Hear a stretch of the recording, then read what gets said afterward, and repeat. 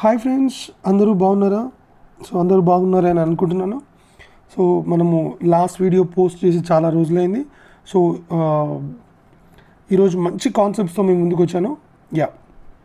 చాలామంది కొన్ని difficult questions నాకు పంపించి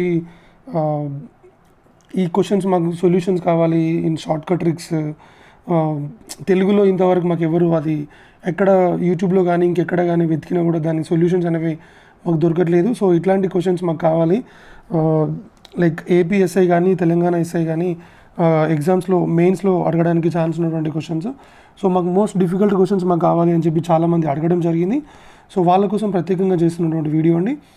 అందరూ చూసి వీడియో నచ్చితే please like and share and subscribe my channel. Thank you so much.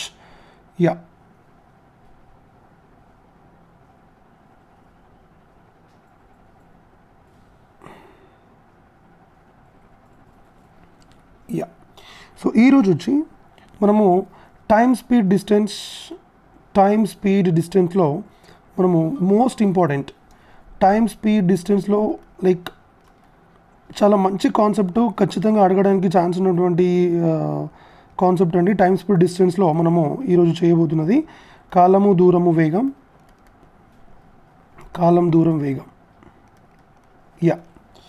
ఇక్కడ మనకి యాక్సిడెంట్ బేస్డ్ క్వశ్చన్స్ అండి. ఏం క్వశ్చన్స్ అండి? Accident based questions. లైక్ ఏదైనా ఒక వెహికల్ అనేది సర్టెన్ డిస్టెన్స్ ట్రావెల్ చేసిన తర్వాత ఎక్కడో యాక్సిడెంట్కి గురైంది అనుకోండి, ఇది ప్రమాదానికి గురైంది. ఆ ప్రమాదానికి గురైన తర్వాత అది వెళ్ళాల్సిన వేగంతో కాకుండా వేరే వేగంతో వెళ్ళినప్పుడు ఎంతో కొంత లేట్గా వెళ్తుంది. నెక్స్ట్ కండిషన్ ఏమి ఇస్తాడు అని అంటే, ఒకవేళ ప్రమాదానికి ఇప్పుడు ఇంతకుముందు కండిషన్లో ఇక్కడ గురైంది కదా ప్రమాదానికి, అలా కాకుండా ఇంకొంచెం దూరం ప్రయాణించిన తర్వాత ప్రమాదానికి గురైతే వేరే సమయం, అంటే ఇక్కడ 6 గంటలు లేట్ అయితే ఇక్కడ 3 గంటలు లేట్ అయ్యేది అట్లాగనమాట. అయితే ఆ రైలు యొక్క ఆ వాహనం యొక్క అసలైన వేగం ఎంత, ఇక్కడ నుంచి ఇక్కడికి గల దూరం ఎంత అనేది మనకి ఇట్లాంటి కైండ్ ఆఫ్ క్వశ్చన్స్ అనేవి చాలా ఇంపార్టెంట్ క్వశ్చన్స్ అండి, చాలా ఇంపార్టెంట్ కాన్సెప్ట్ కూడా. ఇప్పుడు మనము అలాంటి క్వశ్చన్స్ మనం చేయబోతున్నాము.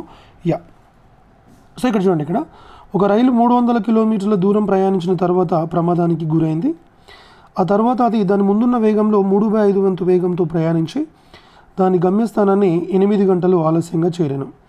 ఒకవేళ ప్రమాదము ఇంతకుముందు ప్రమాదం జరిగిన స్థానం వద్ద కంటే మరొక 720 కిలోమీటర్ల దూరం తర్వాత జరిగినట్లయితే అది తన గమ్యస్థానాన్ని 4 గంటలు ఆలస్యంగా చేరుకొనును. అయినా ఆ రైలు యొక్క వేగము మరియు దాని యొక్క గమ్యస్థానం ఎంత అనేది మనకి ప్రశ్న. దీన్ని మనం డైరెక్ట్గా షార్ట్కట్లో ఎలా చేస్తాము అని అంటే, ప్రమాదం జరిగిన తర్వాత ఎంత వేగంతో వెళ్తుందండి? 3/5 వేగంతో వెళ్తుంది కదా, ఇలా రాసేసుకోండి. మొదట ప్రమాదం జరిగినప్పుడు ఎంత లేట్గా వెళ్ళింది? 8 గంటలు లేట్గా వెళ్ళింది. అలా కాకుండా మరొక 720 కిలోమీటర్ల దూరం ప్రయాణించిన తర్వాత యాక్సిడెంట్ అనేది అయితే 4 గంటలు ఆలస్యంగా మాత్రమే వెళ్ళేది. దీనికి డిఫరెన్స్ ఎంత అండి? 4 గంటలు. దీనికి డిఫరెన్స్ ఎంత అండి? 2. 2కి 4 అయితే ఇక్కడ చూడండి, ఈ డిఫరెన్స్ దీంతో కంపేర్ చేయాలి. 2కు 4 అయితే ఎప్పుడైనా గుర్తుపెట్టుకోండి, ఈ పైన ఉండేది అసలైన సమయం అన్నమాట, అసలైన సమయము. 3కి ఎంత? 2 2 2 3 6. 6. ఈ 6 అనేది ఏంటి అంటే గంటలు అన్నమాట, 6 గంటలు. ఇది అసలైన సమయము. ఇప్పుడు ఇక్కడ మనము దాని వేగం కావాలి అని అంటే 720/6 6 12 కాబట్టి దాని మనకు ఆన్సర్ అనేది 120 kilometre per hour, 120 kilometre per గంట. దాని యొక్క సమాధానము అనేది, దాని యొక్క అసలైన వేగం అనేది 120 కిలోమీటర్ పర్ అవర్ అనేది మనకి. ఇది షార్ట్కట్ అండి. డైరెక్ట్గా 8 చూడండి, 8కి 4కి డిఫరెన్స్ ఎంత? 4. 3కి 5కి డిఫరెన్స్ ఎంత? 2. 2కి 4 5, 3కి ఎంత? 6. 720/6 ఎంత అంటే 120 కిలోమీటర్ పర్ అవర్. దాని యొక్క వేగం ఎంత అంటే 120 కిలోమీటర్ పర్ అవర్. మరి అది ప్రయాణించినటువంటి దూరం ఎంత? అంటే చూడండి, ఇక్కడ 720 కిలోమీటర్లు. ఇంతకుముందు ప్రమాదం జరిగిన దానికంటే 720 కిలోమీటర్లు కొంచెం ముందుకెళ్ళి యాక్సిడెంట్ జరిగితే దానికి ఇంతకుముందు 8 గంటలు ఆలస్యం అయితే ఇప్పుడు 4 గంటలు ఆలస్యమైంది. అంటే దానికి 4 గంటలు సేవ్ అయింది. 4 గంటలు సేవ్ అవ్వడానికి 720 కిలోమీటర్లు ప్రయాణిస్తే ఈ 8 గంటలు సేవ్ చేస్తే అసలు లేట్ అనేది ఉండదు కదా. సో 8 గంటలు సేవ్ చేస్తే ఎంత దూరం పోతుంది అని అంటే 4 గంటలకి 720 కిలోమీటర్లు అంటే 8 గంటలకి ఎంత 1440 కిలోమీటర్లు. అంటే యాక్సిడెంట్ అయిన తర్వాత 1440 కిలోమీటర్లు ప్రయాణిస్తే ఆల్రెడీ 300 కిలోమీటర్లు ప్రయాణించింది కాబట్టి సో మనం ఇక్కడ 1740 కిలోమీటర్ల దూరం అనేది అది ప్రయాణించవలసినటువంటి గమ్యస్థానము. సో ఇది మనకి షార్ట్కట్ అండి, జాగ్రత్తగా వినండి. వేగం కనుక్కోవాలి అంటే ఇది కాన్సెప్ట్. దూరం కనుక్కోవాలి అని అంటే ఇక్కడ మనం ఏం వేగాన్ని అనేది అసలు యూజ్ చేయలేదు, డైరెక్ట్గా చేసాము. ఇక్కడ మనకి 4 గంటలు సేవ్ అయినప్పుడు 720 కిలోమీటర్లు ఎక్కువ ప్రయాణించవలసి వస్తే అది 8 గంటలు సేవ్ చేయాలన్నప్పుడు 1440 కిలోమీటర్లు యాక్సిడెంట్ అయిన తర్వాత కాబట్టి. సో 1440 + 300 ఇస్తే మనకు 1740 కిలోమీటర్లు వచ్చింది. సో ఇది మనకి షార్ట్కట్. సో దీన్ని ఇలా కాకుండా మనము నార్మల్గా చేస్తే, ఇలా కాకుండా మనం దాన్ని నార్మల్గా చేస్తే ఎలా చేయాలి అంటే సో ఇట్లా క్లియర్గా కాన్సెప్ట్ అనేది అర్థం చేసుకోవాలంటే ఎలా అంటే దానికంటే ముందు ఒక క్వశ్చన్ అనేది మీకు చెప్పాలండి. సో ఏంటనంటే జాగ్రత్తగా వినండి. ఎస్, చూడండి ఇక్కడ క్వశ్చన్ ఎక్స్ప్లెయిన్ చేస్తున్నా. ఒక వ్యక్తి తన నిర్ణీత వేగంలో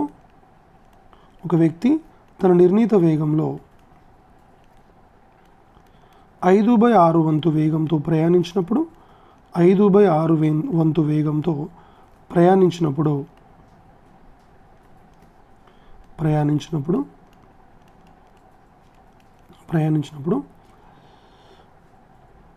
తన గమ్యస్థానాన్ని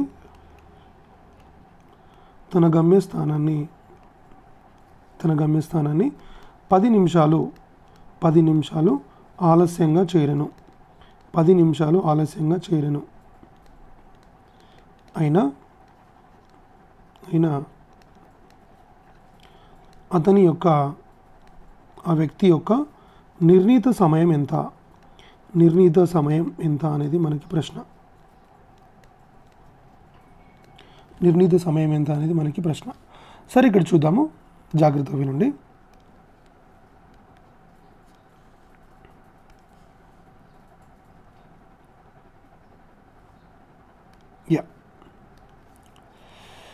ఒక వ్యక్తి తన నిర్ణీత వేగంలో 5/6 వంతు వేగంతో ప్రయాణించినప్పుడు అంటే దాని అర్థం ఏంటి? దాని అర్థం ఏంటి అని అంటే చూడండి, ఇక్కడ 5/6 అని అంటే ఈ 6 అనేది ఎప్పుడన్నా గుర్తుపెట్టుకోండి, హారంలో ఉండేది ఎప్పుడు కూడా వాని యొక్క అసలైన వేగం, నిర్ణీత వేగం. వాని యొక్క అసలైన వేగం ఎంత అంటే 6. ఈ 6తో ప్రయాణించకుండా వాడు కొత్త వేగంతో ప్రయాణిస్తున్నాడు, 5తో ప్రయాణిస్తున్నాడు. ఇది కొత్త వేగం. అంటే వెళ్ళవలసిన వేగంతో వెళ్ళకుండా తక్కువ వేగంతో వెళ్తున్నాడు కాబట్టి వాడు ఆలస్యంగా వెళ్తున్నాడు. అంటే ఏంటి, వాడు కరెక్ట్ టైంకి వెళ్ళాలంటే ఎంతో కొంత వేగం ప్రయాణించాల్సి ఉంటుంది, ఎంతో కొంత నిర్ణీత వేగంతో ప్రయాణించాల్సి ఉంటుంది. సో ఆ వెళ్ళాల్సినటువంటి వేగంతో వెళ్ళకుండా తక్కువ వేగంతో వెళ్తే ఖచ్చితంగా ఆలస్యంగా వెళ్తాడు. ఓకేనా? కాబట్టి ఇక్కడ చూడండి, ఇక్కడ ఈ నిర్ణీత వేగం అంటే ఏంటంటే మనకి ఇక్కడ యూజువల్ టైం అండి, యూజువల్ స్పీడ్. ఇదేంటిది? New speed. ఇప్పుడు usual speed is to new speed అనేది మనకి ఏంటంటే 6:5 అండి. అంటే వెళ్ళాల్సినటువంటి వేగము 6, వాడు వెళ్తున్నటువంటి వేగము 5. మరి తీసుకోవాల్సినటువంటి కాలము కొత్తగా తీసుకున్నటువంటి కాలం అనేది ఏమైందంటే 5:6. నేను ఆల్రెడీ మీకు చెప్పి ఉన్నా, వేగాల నిష్పత్తి అనేది A:B అయితే కాలాల నిష్పత్తి అనేది మనకి B:A అవుతుంది. కాలాల నిష్పత్తి అనేది ఏమవుతుంది? B:A అవుతుంది. కాలాల నిష్పత్తి అనేది B:A అవుతుంది. అంటే కాలం అనేది ఎప్పుడు కూడా వేగాలకి విలోమానుపాతంలో ఉంటుంది. అంటే నువ్వు ఎక్కువ వేగంతో ప్రయాణిస్తే తక్కువ సమయం పడుతుంది, తక్కువ వేగంతో ప్రయాణిస్తే ఎక్కువ వేగం పడుతుంది అనేది మనకు ఆల్రెడీ తెలుసు. నేను ఆల్రెడీ ఇంతకుముందు చేసినటువంటి వీడియోస్లో చాలాసార్లు ఈ విషయం చెప్పి ఉన్నా. ఎస్, సో ఇక్కడ మనకి జాగ్రత్తగా వినండి. ఇక్కడ పాయింట్,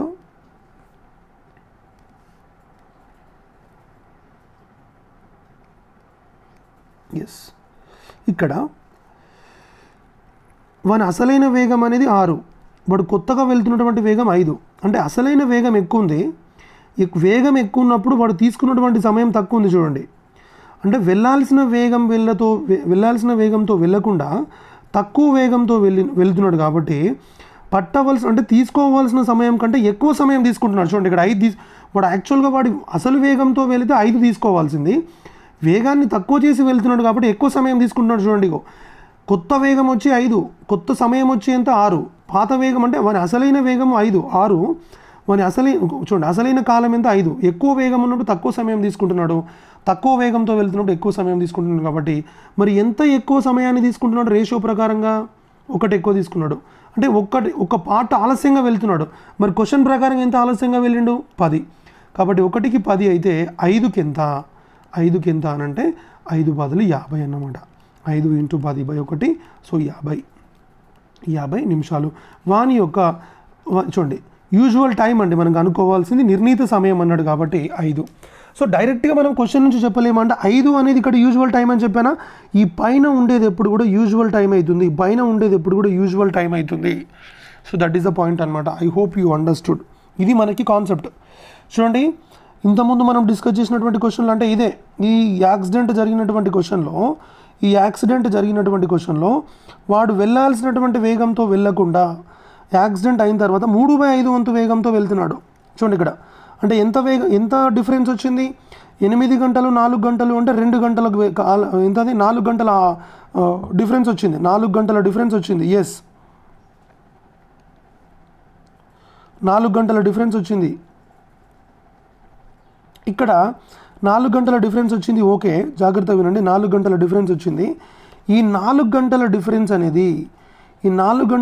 అనేది రేషియో ప్రకారంగా తీసుకుంటే 3కి 5కి డిఫరెన్స్ ఎంత అంటే చూడండి ఇక్కడ ఇది కొత్త వేగము, ఇది నిర్ణీత వేగము, ఇది కొత్త సమయము, ఇది నిర్ణీత సమయము. జాగ్రత్త చూడండి, ఇది కొత్త సమయము, నిర్ణీత సమయము. మరి వీటి మధ్య వేగం ఎంత 2, 2కి 4 అయితే ఇదేంటిది, ఈ 3 అనేది నిర్ణీత సమయము, అసలైన సమయము 3. ఇంతకుముందు చెప్పాను కదా అసలైన సమయం అనేది 5. చూడండి యూజువల్ టైం అనేది 5, పైన ఉన్నది మనకు అసలైన సమయం అవుతుంది. 3కి ఎంత 2 × 4 3 × 6 సో 6 గంటలు. ఈ 6 గంటలు అనేది మనం ఏం తీసుకోవాలంటే ఈ 720 కిలోమీటర్ల దగ్గరనే మనకు డిఫరెన్స్ అనేది వస్తుంది. కాబట్టి 720 ఎంతది 6 కాబట్టి మనకి 120 km/h అనేది మనకు సమాధానం అవుతుంది. సో ఇదన్నమాట పాయింట్. ఎస్ ఇప్పుడు ఇదే కాన్సెప్ట్ మనము జాగ్రత్తగా అంటే మనం పాయింట్ టు పాయింట్ క్లియర్గా అర్థమయ్యేలాగా దాన్ని మనం డిస్కస్ చేస్తే అసలు ఎలా ఉంటుంది దీని వెనకాల కాన్సెప్ట్ అనేది ఒకసారి చూద్దాం. ఎస్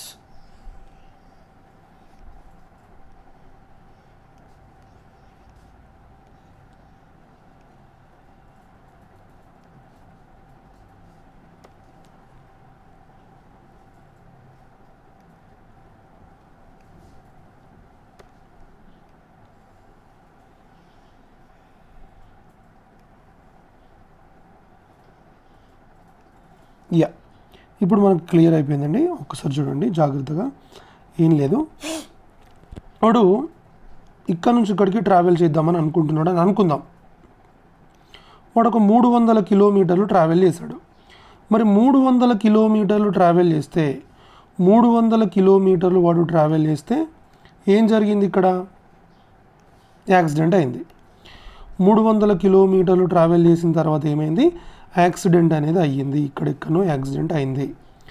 మరి 3/5 అంటే ఇప్పటిదాకా చెప్పినట్టు 3/5 అంటే మీనింగ్ ఏంటంటే వాడు అసలైన వేగము 5, వాడి యొక్క అసలైన వేగం 5, వాడు ఇప్పుడు 3తో వెళ్తున్నాడు. అంటే ఇంతకుముందు వాని వేగం వచ్చి 5, ఇప్పుడు ఎంత వేగంతో వెళ్తున్నాడు, 3తో వెళ్తున్నాడు. జాగ్రత్తగా వినండి.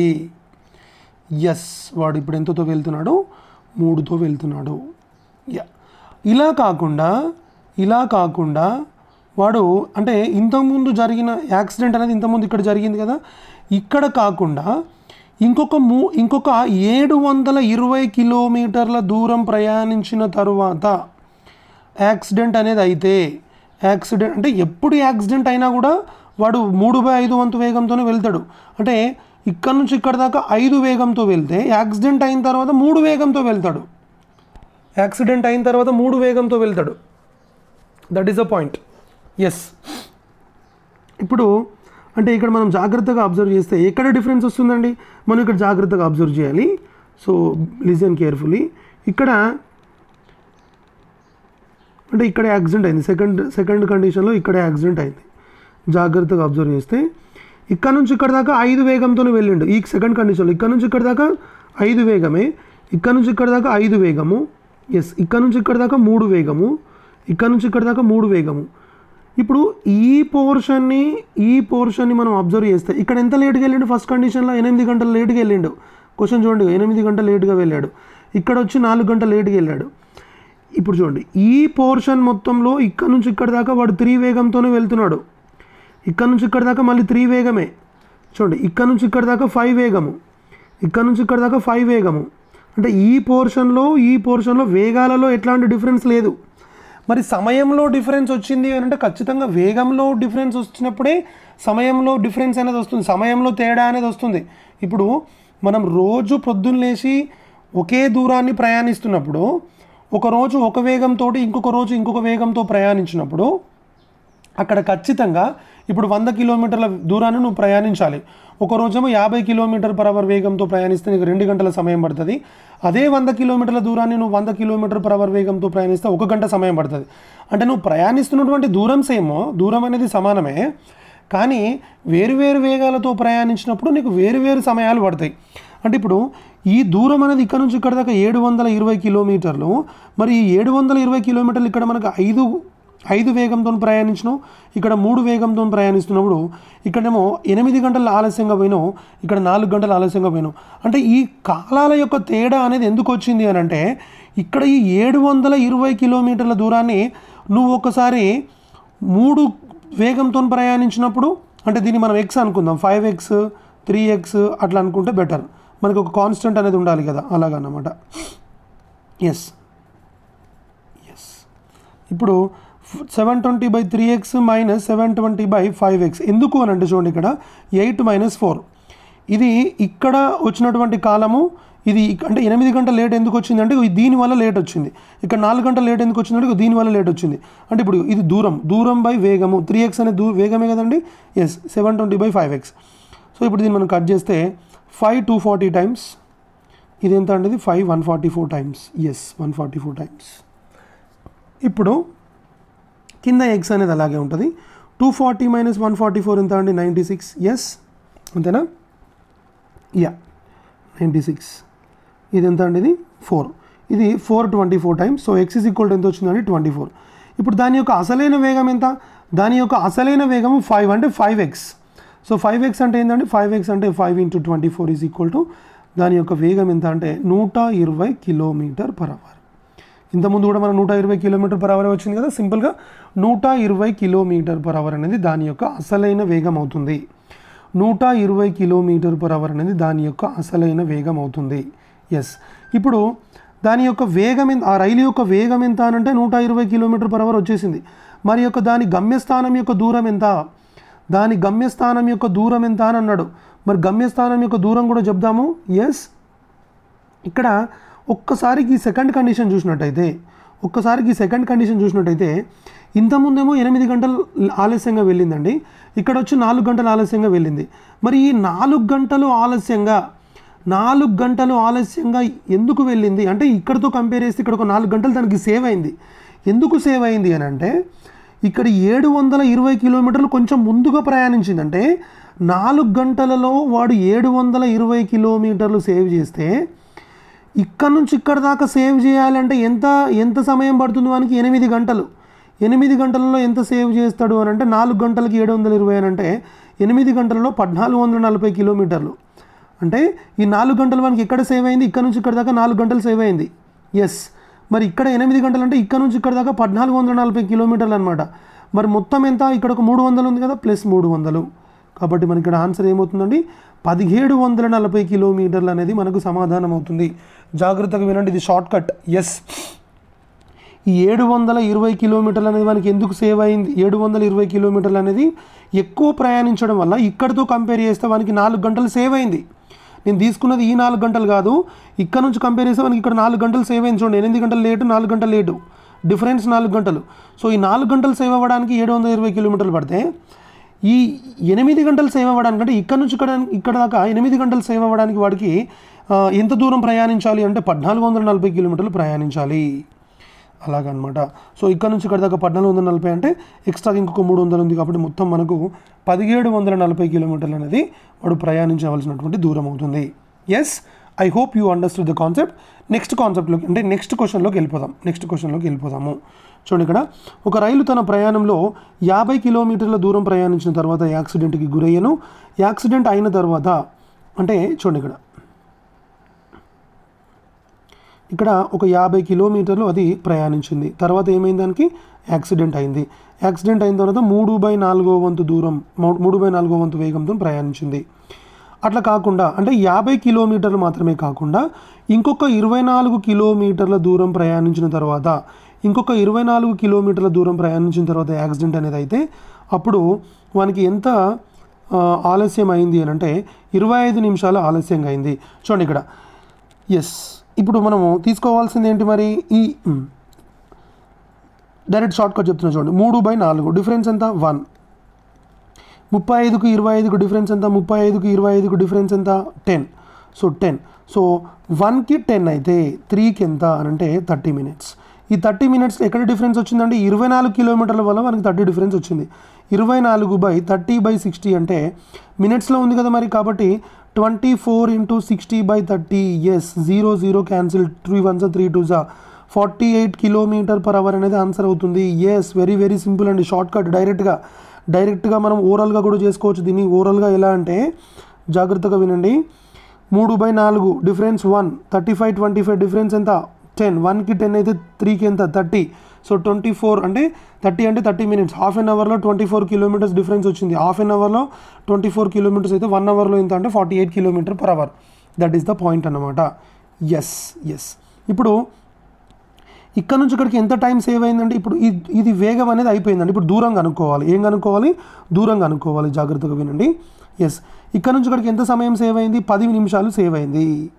మరి ఇప్పుడు 24 కిలోమీటర్లు ఎక్కువ ప్రయాణిస్తే వాడికి 10 నిమిషాలు సేవ్ అయితే 10 నిమిషాలు అంటే 24 కిలోమీటర్లు ఎక్కువ ప్రయాణించడం వల్ల వాడికి 10 నిమిషాలు సేవ్ అయితే మరి 35 నిమిషాల్లో వాడు ఎంత దూరాన్ని వాడు ప్రయాణించగలడు. 35 నిమిషాలు సేవ్ అవ్వాలి అంటే వాడు ఎంత దూరాన్ని ప్రయాణించాలి అని అంటే చూడండి, ఇక్కడ 5 రెంట్ల 5 ఏడ్ల 2 ఎక్కం 2 12 12 ఏళ్ళు ఎంత అండి 84 కిలోమీటర్లు. అంటే ఈ 35 నిమిషాలు అనేది ఆలస్యంగా వెళ్తున్నాడు కాబట్టి ఇక్కడ నుంచి ఇక్కడికి 84 కిలోమీటర్లు. మరి ఆల్రెడీ వాడు 50 కిలోమీటర్లు ప్రయాణించి ఉన్నాడు కాబట్టి 84 + 50 ఎంత అండి, 84 + 50 ఎంత అంటే 134 కిలోమీటర్లు. వాడి యొక్క గమ్యస్థానం అంటే ఇక్కడ నుంచి ఇక్కడికి వాడు ప్రయాణించవలసినటువంటి దూరం ఎంత అని అంటే 134 కిలోమీటర్లు. I hope you are very very clear. This is a short cut. Yes, next క్వశ్చన్లోకి వెళ్ళిపోదామండి. ఒక రైలు 80 కిలోమీటర్ల దూరం ప్రయాణించిన తర్వాత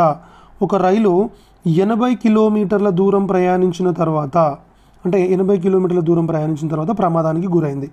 5/6 వంతు వేగంతో ఇప్పుడు ప్రయాణించడం వల్ల అదేమైందంట, గమ్యస్థానాన్ని 1 గంట 12 నిమిషాలు అంటే 72 నిమిషాలు ఆలస్యంగా చేరుకుంది. ఒకవేళ ఆ ప్రమాదము ఇక్కడ కాకుండా ఇంకొక 60 కిలోమీటర్ల దూరం ప్రయాణించిన తర్వాత అయితే అప్పుడు ఎంత, 1 గంట ఆలస్యంగా పోతుంది అంటే 60 నిమిషాలు ఆలస్యంగా పోయింది. డైరెక్ట్గా చూడండి, ఇక్కడ 5/6 ఫ్రాక్షన్ తీసుకోండి, డిఫరెన్స్ ఎంత 1.